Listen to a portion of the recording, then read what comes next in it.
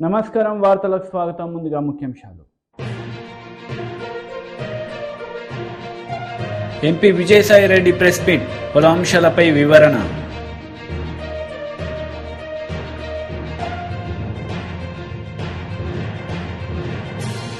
ప్రత్యేక హోదా సాధన లక్ష్యంగా ప్రతిజ్ఞ పూనిన APCC chief YS Sharmila Reddy.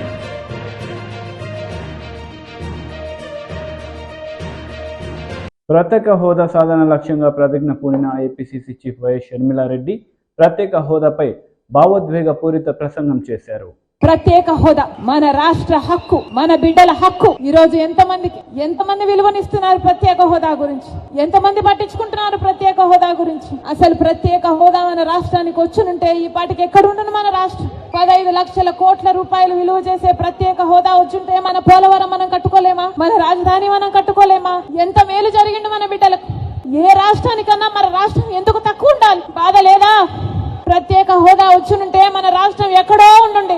Rajasekhara Reddy గారు మన రాష్ట్రం గురించి, మన రాష్ట్ర ప్రజల గురించి ఎంత ఆలోచన చేశాడు. ఉందా ఈ నాయకులకు ఆలోచన? చంద్రబాబు గారికి ఉందా? పోనీ జగనన్న గారు రక్తం పచ్చుకుని పుట్టారు కదా, ఉందా జగనన్న గారికి ఆలోచన? రాజశేఖర రెడ్డి గారు జలయజ్ఞంలో ప్రాజెక్టులు 54 ప్రాజెక్టులు మొదలు పెట్టాడు. ఆంధ్ర రాష్ట్రంలో 12 ప్రాజెక్టులు పూర్తి చేస్తే 42 ప్రాజెక్టులు ఇంకా అలాగే ఉంటే ఏమన్నాడు జగనన్న గారు? ఇదేనా మాట నిలబెట్టుకోవడం అంటే? మడమ తప్పకపోవడం అంటే? ఇచ్చిన మాటను మడత పెట్టారు కదా. మీరా రాజశేఖర రెడ్డి గారి వారసు?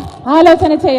రాష్ట్ర ప్రజలందరూ కూడా ఆలోచన చేయాలి. ఈ రోజు వ్యక్తిగత కారణాల కోసం రాజశేఖర రెడ్డి బిడ్డ ఆంధ్ర రాష్ట్ర రాజకీయాలలో అడుగు పెట్టలేదు. వ్యక్తిగత రాజకీయాల కోసమే అయితే, వ్యక్తిగత కారణాల కోసమైతే రాజశేఖర రెడ్డి బిడ్డ 2019లోనే ఆంధ్ర రాష్ట్రంలో అడుగు పెట్టాల్సి ఉంది. కానీ ఈ రోజు ఆంధ్ర రాష్ట్రంలో రాజశేఖర రెడ్డి బిడ్డ అడుగు పెట్టింది అంటే ఎందుకు పెట్టింది?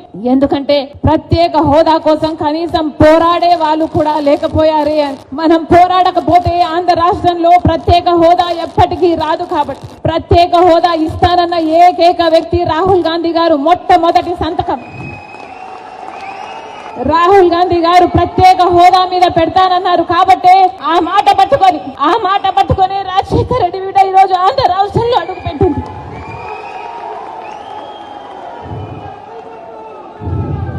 ప్రత్యేక హోదా లేకపోతే ఆంధ్ర రాష్ట్రానికి భవిష్యత్తే లేదు. ప్రత్యేక హోదా లేకపోతే ఆంధ్ర రాష్ట్రం అభివృద్ధి చెందదు అని 10 సంవత్సరాలుగా చూశారు. మరి ప్రత్యేక హోదా మనకు లేకపోతే, ఆంధ్ర రాష్ట్రానికి జరగకపోతే మన బిడ్డలు ఎలా బతకాలి? ఎంపీ విజయసాయి రెడ్డి మీడియా సమావేశం నిర్వహించారు. ఈ సందర్భంగా పలు అంశాలపై ఆయన మాట్లాడారు. తెలుగుదేశం పార్టీ, జనసేన పార్టీ రీసెంట్గా ఒక మహాసభ నిర్వహించారు. దాన్ని 20 ఎకరాల్లో నిర్వహించారు. ఆ 20 ఎకరాల్లో వాళ్ళు కొన్ని లక్షల మంది వచ్చినారని క్లెయిమ్ చేసుకోవడం జరిగింది. ఇటువంటి తప్పుడు ప్రకటనలు చేసేటటువంటి ఉద్దేశం వైఎస్ఆర్ కాంగ్రెస్ పార్టీకి ఉండదు. ఏదైతే నిజాలుగానే చెప్తామన్నటువంటి విషయాన్ని మీకు తెలియజేసుకుంటా ఉన్నాను. ఈ యొక్క సిద్ధం మహాసభ తర్వాత ఈ సిద్ధం మహాసభకి ఎందుకు ఈ సిద్ధం మహాసభ అని ప్రశ్నించినప్పుడు, సిద్ధం మహాసభకి ముందుగా, ఆఖరి మహాసభకు ముందుగా మా అభ్యర్థుల ఎంపికంతా కూడా దాదాపుగా పూర్తిగా వచ్చింది. తరువాత మేము మేనిఫెస్టోని తయారు చేసుకుంటా ఉన్నాం. దాదాపుగా దానిపైన డిస్కషను, మేనిఫెస్టో అంతా కూడా పూర్తయింది. మేము పోలింగ్ బూత్స్ ఏదైతే ఉన్నాయో, పోలింగ్ బూత్ కమిటీలన్నింటినీ కూడా నిర్మాణం చేసుకోవడం జరిగింది. ఒక్కొక్క పోలింగ్ బూత్కి 15 మందిని ఎంపిక చేసుకోవడం జరిగింది. వాళ్ళందరికీ కూడా ట్రైనింగ్ ఇవ్వడం జరిగింది. పొలిటికల్ క్యాంపెయిన్ కింద వివిధ సభల్లో మా గౌరవ ముఖ్యమంత్రి వర్యులు సభలను ఉద్దేశించి, ప్రజలను రాష్ట్ర స్థూల ఉత్పత్తి విషయంలో కానీ ఆంధ్ర రాష్ట్రం ముందంజలో ఉంది. కాబట్టి ఈ సూచికలని పరిగణలోకి ప్రామాణికంగా తీసుకోవాల్సిందిగా నేను విజ్ఞప్తి చేస్తూ ఉన్నాను. ఎవరైతే విమర్శిస్తున్నారో వారికి ఇది జవాబు. మీరే చూస్తున్నారు, ఈ యొక్క నెల్లూరు ఈ ప్రాంతంలో, ఈ కోస్టల్ ప్రాంతంలో, ఈ జిల్లాల్లోనే రామాయపట్నం పోర్టుని, సీ పోర్టు నౌకాశ్రయం ఏదైతే ఉందో, రికార్డు టైంలో జగన్మోహన్ రెడ్డి గారే దానికి శంకుస్థాపన చేసి దాన్ని ప్రారంభోత్సవం కూడా చేయబోతున్నారు. అలాంటి అభివృద్ధి అన్నటువంటిది మేము చూపించాం. అదేవిధంగా ఒక సీ పోర్ట్స్ విషయానికి వస్తే భావనపాడు కానీ, మచిలీపట్నం కానీ, కాకినాడ కానీ, రామాయపట్నం కానీ, కృష్ణపట్నం కానీ, వీటినన్నిటినీ కూడా అభివృద్ధి అన్నటువంటిది ఏంటి అన్నటువంటి దాన్ని ఒక నిర్వచనం వైఎస్ఆర్ కాంగ్రెస్ పార్టీ ప్రభుత్వం మనం చూపించడం జరిగింది. ఒక నౌకాశ్రయం విషయంలోనే కాదు, విశాఖపట్నం ఎయిర్పోర్ట్ కూడా చాలా త్వరితగతిన పనులన్నీ కూడా జరుగుతూ ఉన్నాయి. చాలా ఇండస్ట్రీస్ అన్నీ కూడా, ఎన్నో పారిశ్రామిక సంస్థలు ముందుకొచ్చి ఆంధ్ర రాష్ట్రంలో సంస్థలను నెలకొల్పడం, ఫ్యాక్టరీలను నెలకొల్పడం జరుగుతూ ఉంది. దురుద్దేశపూర్వకంగా ప్రతిపక్షాలు చేస్తున్నటువంటి విమర్శ రాష్ట్రం అభివృద్ధిలో కుంటుపడింది అన్నటువంటి విషయాన్ని మనం విస్మరించాలి. ప్రజలు నమ్మడం లేదు అన్నటువంటి విషయాన్ని కూడా నేను మీకు తెలియజేసుకుంటా ఉన్నాను. ఇక చాలా రీసెంట్గా 2-3 రోజుల క్రితం చంద్రబాబు నాయుడు గారు బీసీ డిక్లరేషన్ ఇచ్చారు. నేను ఒక్కటే ప్రశ్నిస్తా ఉన్నా, ఒక్కసారి మీరు గతంలో చేసినటువంటి ప్రకటన గుర్తు తెచ్చుకోండి. చంద్రబాబు గారు మీరేం చెప్పారు? బీసీలకు జడ్జెస్ కావడం, బీసీలు న్యాయమూర్తులు కావడం అన్నటువంటిది సమంజసం కాదు, వారికి ఆ యొక్క తెలివితేటలు ఉండవు అని మీ నోటితో మీరే చెప్పినటువంటి వ్యక్తి మీరు ఒక బీసీ డిక్లరేషన్ ఇవ్వడం అన్నటువంటిది హాస్యాస్పదంగా ఉంది అన్నటువంటి విషయాన్ని నేను తెలియజేస్తా ఉన్నా. బీసీల విషయంలో, బీసీ, ఎస్సీ, ఎస్టీ, మైనారిటీస్ విషయంలో వైఎస్ఆర్ కాంగ్రెస్ పార్టీ చేసినటువంటి నిర్ణయాలు కానీ, అమలు చేసినటువంటి నిర్ణయాలు కానీ, అది ప్రతి ఏరియాలో కూడా, అది సర్పంచుల విషయంలో కావచ్చు, వార్డు మెంబర్ల విషయంలో కావచ్చు, ఎంపీటీసీలు కావచ్చు, జెడ్పీటీసీలు కావచ్చు, శాసనసభ సభ్యులు కావచ్చు, శాసన మండలి సభ్యులు కావచ్చు, మంత్రివర్గ కూర్పు కావచ్చు, ప్రతి విషయంలో కార్పొరేషన్ మెంబర్స్ కావచ్చు, అదే సామాజిక వర్గానికి సంబంధించినటువంటి వివిధ కార్పొరేషన్లు వాటికి సంబంధించి కావచ్చు, ప్రతి ఒక్క విషయంలో కూడా ఆయన మంత్రి పేర్ని నాని మీడియా సమావేశం నిర్వహించారు. ఈ సందర్భంగా పలు అంశాలపై ఆయన మాట్లాడారు. అలాగే 10 సంవత్సరాలు ఆంధ్రప్రదేశ్ రాష్ట్ర అవిభాజ్య రాష్ట్ర మంత్రిగా ఎన్టీ రామారావు గారితోనూ, తర్వాత కూడా ఆయన మంత్రిగా పనిచేయడం జరిగింది. అలాగే వీరు మచిలీపట్నంలో జన్మించి స్కూల్ విద్య అంతా కూడా, అంటే పాఠశాల విద్య అంతా కూడా అవనిగడ్డలోను, అట్లాగే ఇంటర్మీడియట్ విద్య మచిలీపట్నం నేషనల్ కాలేజీలో కూడా ఇంటర్మీడియట్ మచిలీపట్నంలో చదువుకుని తర్వాత వైద్య విద్యను అభ్యసించి సర్జన్గా, ఆ తర్వాత క్యాన్సర్ సర్జన్గా 1988వ సంవత్సరం నుంచి కూడా ఆయన క్యాన్సర్ వైద్య నిపుణుడిగా సేవలు ప్రారంభించి ఇప్పటికి దాదాపుగా 35 సంవత్సరాల నుంచి ఆంధ్రప్రదేశ్ తెలంగాణ మాత్రమే కాకుండా, ఆంధ్ర తెలంగాణ మాత్రమే కాకుండా సౌత్ ఇండియాలోనే పేరుగాంచినటువంటి ఆంకాలజీ సర్జన్గా ఎంతో మందికి సేవలు అందించడం. రెండవది, ఆయన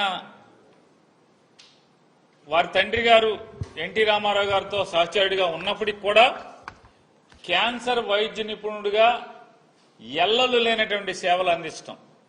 మేమందరం కూడా కాంగ్రెస్ కుటుంబాల నుంచి వచ్చిన వాళ్ళం, కానీ మా ఊరు నుంచి ఏ పేషెంట్ ఉన్నా వారికి ఫోన్ చేసి రెఫర్ చేయటం, వారు అంతే మాతో ఎక్కడో కూడా వీళ్ళ పార్టీ వేరు, వీళ్ళు కాంగ్రెస్ పార్టీ, కానీ మా నాన్నగారు తెలుగుదేశం కాబట్టి అనే ఇంత కూడా మాకు అనుమానం అనేది లేకుండా వెంటనే రిసీవ్ చేసుకోవడం, కాల్ రిసీవ్ చేసుకోవడం, లేదా థియేటర్లో ఉంటే వెంటనే థియేటర్ నుంచి బయటకు వచ్చిన తర్వాత ఫోన్ చేయడం. ఏంటి నాని ఫోన్ చేసావు సార్, మా ఊరు నుంచి పేషెంట్ వస్తున్నారు, రేపు పంపించమంటారు. పంపించి తప్పకుండా చూసి మళ్ళీ వెంటనే పేషెంట్ చూసి ఫోన్ చేయటం, ఇక మీ పేషెంట్కి ఈ రకమైనటువంటి పరిస్థితులు ఉన్నాయి, ఇలా చేద్దాం, లేదా ఆరోగ్యశ్రీలో పెడదాం. ఇట్లా ఎల్లలు లేనటువంటి ఈ పార్టీ ఆ పార్టీ అనేటువంటి సరిహద్దులు లేకుండా ఆయన సుమారుగా 35 సంవత్సరాలు అవిరళ సేవ అందించారు. మరి ఇంత గొప్ప, అంటే కేవలం కృష్ణా జిల్లా లేదా మచిలీపట్నమా, కృష్ణా జిల్లానా లేకపోతే అనేది కాకుండా ఆయన సేవలు విస్తృతమైనవి. ఇంత ప్రముఖమైనటువంటి నేపథ్యం ఉన్నటువంటి ఒక గొప్ప డాక్టర్, మచిలీపట్నం పార్లమెంటు ప్రజలకి సేవ చేయటానికి, అంటే ఇంత ఉన్నతమైన చదువులు చదువుకుని 35 ఏళ్ల పాటు ప్రజలకి వైద్య వృత్తి ద్వారా అనేకమైనటువంటి సేవలు అందించినటువంటి ఆయన వైఎస్ఆర్ కాంగ్రెస్ పార్టీ తరఫున పార్లమెంటు అభ్యర్థిగా పోటీ చేయటానికి ముందుకు వచ్చినందుకు మేమంతా కూడా ఆనందపడుతున్నాం.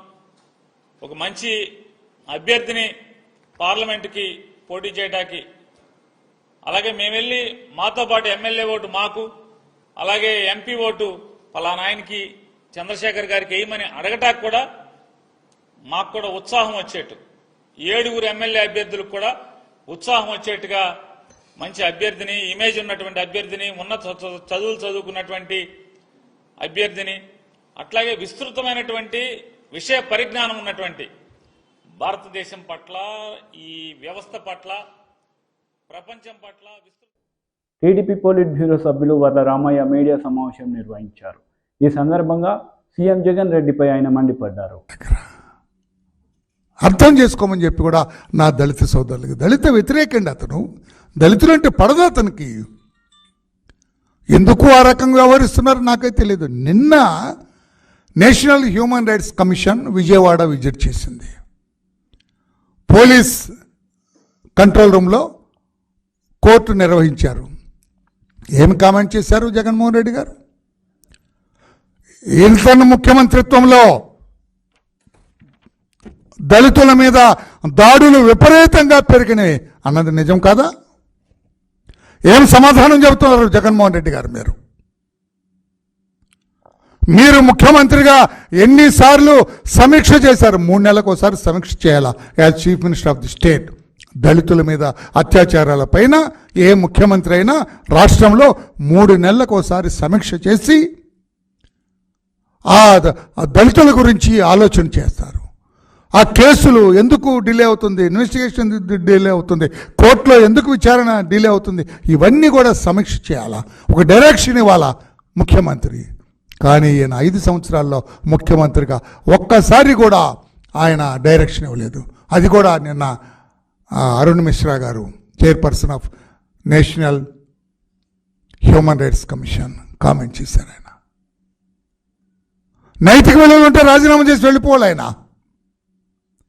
రాజీనామా చేసి వెళ్ళిపోవాలి. ఆయన లేదు. వాళ్ళే కామెంట్ చేసినారు. అనంతబాబు ఎమ్మెల్సీ ఒక దళితుడిని చంపి డోర్ డెలివరీ చేసిన విషయాన్ని కామెంట్ చేశారు. దళితుల మీద ఈ రకంగా దాడులు జరుగుతున్నాయని ఈ ప్రభుత్వానికి సిగ్గు లజ్జ లేకుండా పోయింది. బరి తెగించి వ్యవహరిస్తుంది ఈ ప్రభుత్వం. మరి దళితుల విషయంలో బరి తెగించి వ్యవహరిస్తోంది. దీనికి సమాధానం ముఖ్యమంత్రి గారే చెప్పాలి. అంతెందుకు సోనీ సూద్ అంటే ఆయన సినిమా, సోనీ వుడ్ అని Andhra Pradesh public service commission member, ఒక దళిత వర్గానికి చెందిన వ్యక్తి. ఈ ముఖ్యమంత్రి జగన్మోహన్ రెడ్డి గారే ఆయన నియమించారు. ఆయన నిన్న కామెంట్ చేశాడు. ఆయన ఒక దళితుడిగా బాధపడుతూ ఉన్నా, ఈ ప్రభుత్వంలో ఎందుకున్నానని బాధపడుతూ ఉన్నా, ఏపీపీఎస్సీ కమిషన్ మెంబర్గా ఎందుకున్నానని నేను బాధపడుతూ ఉన్నా, దళితుల మీద విపరీతమైన దాడులు జరుగుతున్నాయి. మాస్క్ అడిగినందుకు డాక్టర్ సుధాకర్ని చంపారు. ఇసుక అక్రమ రవాణా జరుగుతుందంటే వరప్రసాద్ని పోలీస్ స్టేషన్లో శిరోముండనం చేశారు. దళిత మహిళను ఘోరంగా 4 కుర్రాళ్ళు వైసీపీ సింపథైజర్స్ మానభంగం చేశారు.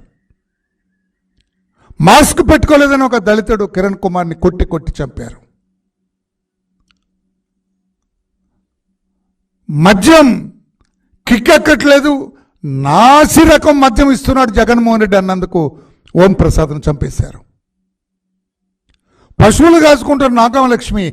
జనసేన ఉమ్మడి కార్యాచరణపై టీడీపీ రాష్ట్ర అధ్యక్షులు అచ్చెన్నాయుడు మరియు Janasena PSC chairman Nadendla Manohar media సమావేశం నిర్వహించారు. ఈ సందర్భంగా పలు అంశాలపై వారు మాట్లాడారు. జరిపి కార్యకర్తల్లో నూతన ఉత్సాహాన్ని నింపిన విషయం కూడా ఈ సందర్భంగా తెలియజేస్తున్నాను.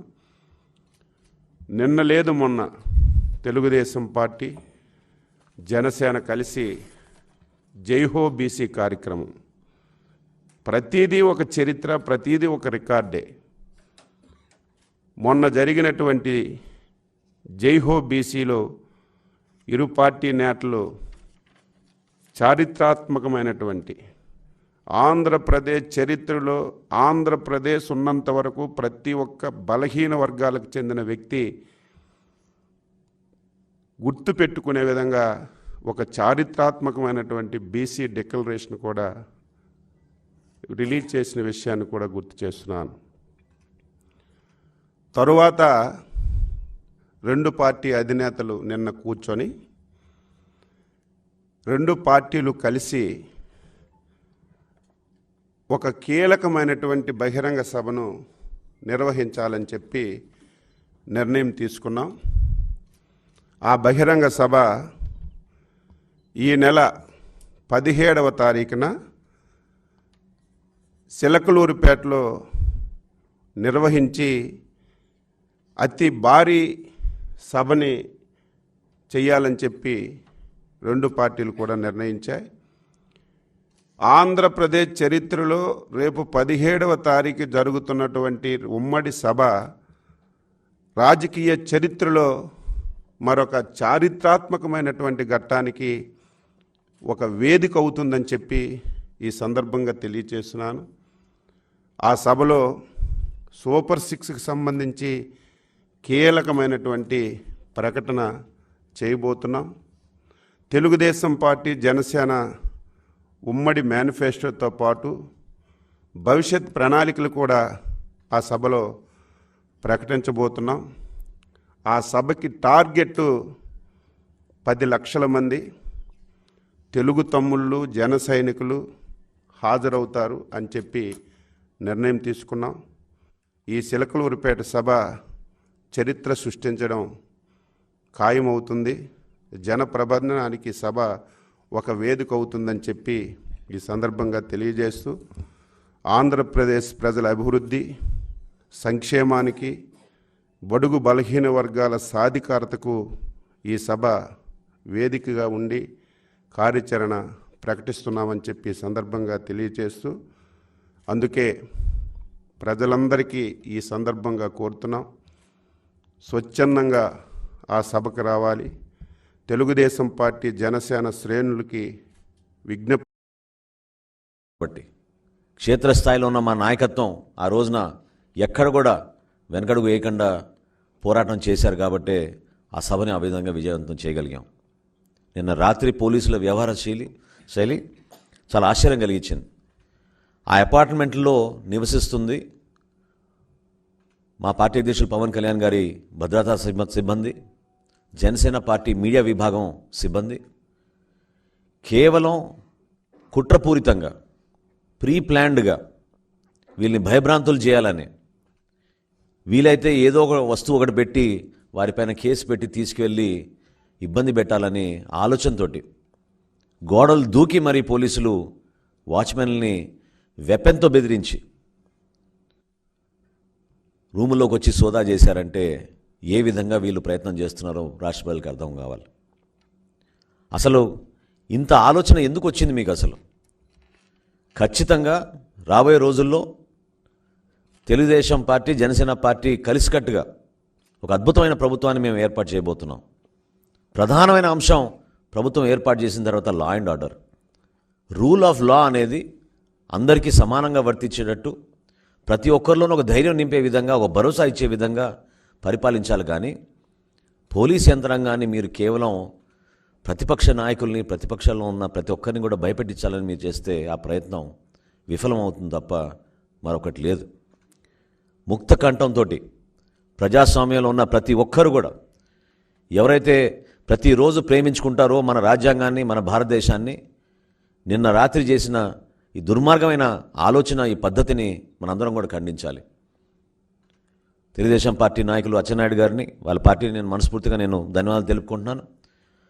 రాష్ట్ర వ్యాప్తంగా కూడా చాలామంది మా జనసేన పార్టీలో రాత్రంతా కూడా ఎంతో అలజడితోటి ఏమైపోయింది, ఈ కారణాలు ఏంటనేది ఎవరికి దగ్గర కూడా సమాధానం లేకపోక ఇబ్బందులు పడే పరిస్థితి తప్పకుండా నేను రాత్రి జరిగింది. అయినా కానీ ఏ ఒక్కరు కూడా, ఎందుకంటే జనసేన పార్టీ చాలా నిజాయితీగా నిలబడుతుంది కాబట్టి వీళ్ళు చేసిన సోదాలు భయపెట్టించడానికి చేసిన ప్రయత్నాలు, వీలైతే కేసులు పెట్టాలని బెదిరించడానికి. జనసేన అధ్యక్షులు పవన్ కళ్యాణ్ సమక్షంలో చిత్తూరు ఎమ్మెల్యే ఆరణి శ్రీనివాసులు జనసేనలో చేరారు. ఈ సందర్భంగా పవన్ కళ్యాణ్ ప్రసంగించారు. కొంతమంది చేతిలోకి అధికారం ఉండిపోద్ది. మనలో మనం కొట్టుకుంటా ఉన్నాం, మనలో మనం విడిపోతా ఉన్నాం. నాయకుడు ఎవరని కాదు, మన సమూహానికి పనిచేసేవాడా కాదా, రాయలసీమ ప్రాంతానికి న్యాయం చేసేవాడా కాదా, అదే చూడండి. నేనైతే ఎక్కడికి పారిపోను. నిన్న రాత్రి కూడా నేను పనిచేసే స్టాఫ్ కింద పోలీసులు వచ్చి, ఇక్కడ మనం కొంచెం రెంట్కి తీసుకుంటే బిల్డింగ్లు, పోలీసులు వచ్చి మన దగ్గర పనిచేసే స్టాఫ్ని భయపెట్టే స్థాయికి వెళ్ళిపోతా ఉన్నారు. జగన్ ప్రభుత్వానికి ఒకటే చెప్తున్నాను, జగన్ ఇది 2009 కాదు, జగన్ ఇది 2024. మర్చిపోయి మీకు చెప్తున్నాను, ముఖ్యంగా మీరందరూ రాయలసీమ ప్రాంతం నుంచి వచ్చారు కాబట్టి చెప్తున్నాను. నేను ప్రాణాలకు తెగించే వచ్చాను రాజకీయాల్లోకి. నేను భయపడను. నేను రౌడిజంకి, గుండాలకి, దాష్టీకాలు చేసే వాళ్ళకి నేను భయపడే వ్యక్తిని కాదు. కాకపోతే మూర్ఖంగా వెళ్ళిపోయి, ఏ వ్యూహం లేకుండా వెళ్ళిపోయి ప్రాణాలు అర్పించుకున్న అజ్ఞానిని కూడా కాదు. మూర్ఖంగా వెళ్ళిపోయి, మొండి పట్టుతో వెళ్ళిపోయి గొడవ పెట్టుకోవడం కాదు, వ్యూహంతో గొడవ పెట్టుకోవాలి. మీరు కలిసికట్టుగా గొడవ పెట్టుకోవాలి, సమిష్టిగా గొడవ పెట్టుకోవాలి. మనల్ని తన్ని తగలేసే వాళ్ళని బయటికి తన్ని తగలేసే వరకు మనం పోరాడాలి. మన దగ్గరికి వచ్చి చెప్పొద్దు, ఈయన ఎమ్మెల్యే, వైసీపీ ఎమ్మెల్యే. నిజంగా వైసీపీ ప్రజాస్వామ్యబద్ధమైన పార్టీ అయితే, పార్టీ కోసం నిలబడ్డ వ్యక్తి, నువ్వు ఎంత ఎమ్మెల్యేవు, ఆ కర్నూలు చెందిన ఎమ్మెల్యేను ఎమ్మెల్సీ ఆయన కూడా చెప్తా ఉన్నారు, నీకు పూర్తిగా నువ్వు ఎమ్మెల్యే అవ్వు, నీకు బ్లూ లైట్ కార్ ఇస్తాం, నీకు గన్మెన్ ఇస్తాం, కొన్ని సంతకాలు పెట్టడానికి అవకాశం ఇస్తామేమో, కానీ ప్రాక్సీ ఎమ్మెల్యే మావాడే ఉంటాడు, వాళ్ళు గుంపే ఉంటుంది. ఇంతకాటికి అధికారం ఎందుకు, ఎమ్మెల్యే దేనికి? అలాంటి వ్యధ పడే ఈ రోజున మన శ్రీనివాసులు గారు, ఆరణి శ్రీనివాసులు గారు వ్యధతో బయటకు వచ్చాడు ఈ రోజున. వైసీపీ ప్రజాస్వామ్యంలో నువ్వు బతకనివ్వాలి కదా, ప్రజల చేత ఎన్నుకోబడ్డ వ్యక్తి కదా. రాయలసీమ నుంచి ప్రతిసారి 2008లో ఉండింది తెగింపు, 2008లో నేను తెగింపు చూశాను. ఆ రోజున 2024 వచ్చేటప్పటికి అందరూ భయపడుతూ ఉన్నారు. ఆ భయం అనే ఇనప తెరల్ని పగలగొట్టుకొని ఈ రోజున శ్రీనివాసులు గారు వచ్చారు. మనం గనుక ఈ రోజున గనుక మనం రాయలసీమని ఈ గుంపు నుంచి, జగన్ గుంపు నుంచి గనుక మనం రక్షించుకోకపోతే మన బిడ్డల్ని ఎవరు కాపాడలేరు. నిజంగా చెప్తున్నాను, ఇది చప్పట్లు కొట్టుకోవడానికో లేదు, నాకేం సరదా కాదు. పొద్దున్న లేస్తే చాలామంది సన్నాసుల చేత మాట అనిపించుకోవడం నాకు ఇష్టం లేదు. అవన్నీ నాకు సినిమాల్లో కూర్చుంటే నన్ను ఎవడు అండ అసలు. కానీ ఇవన్నీ దాటి నేను ఎందుకు వచ్చానంటే, ఒక సుగాలి ప్రీతి తల్లి ఏడుపు కనిపిస్తుంది నాకు. అలాగే మన చిత్తూరుకు వస్తే ఒక అకారణంగా మన కొట్టేసాయి చంప మీద పడిన దెబ్బ నాకు కనిపిస్తుంది. ఈరోజు కనిపించింది, అంతకుముందు కనిపించిన దెబ్బలు ఎన్నో. ఉదాహరణకి నేను మొన్న కొట్టేసాయిని చూడటానికి ఎయిర్పోర్ట్లో దిగ్గానే ఒక కుర్రోడు, ఒక యువకుడు వచ్చి నా దగ్గరికి ఇంత పేపర్స్ విసిరేశాడు. అన్న చూడన్నా, విసిరేస్తే దాని లోపల చూస్తే ఎఫ్ఐఆర్ ఉంది. అన్న నేను ఎఫ్ఐఆర్ దేనికంటే ఏం లేదన్నా, రైసులు. వార్తలు ముగించే ముందు ముఖ్యాంశాలు మరోసారి. MP Vijayasai Reddy press meet, పలు అంశాలపై వివరణ.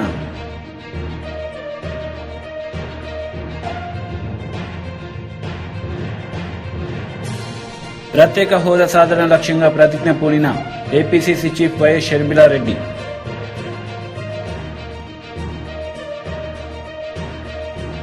ఈ వార్తలు ఇంతటితో సమాప్తం. తిరిగి ప్రసారమయ్యే వార్తల్లో మళ్ళీ కలుద్దాం. అంతవరకు సెలవు. నమస్తే.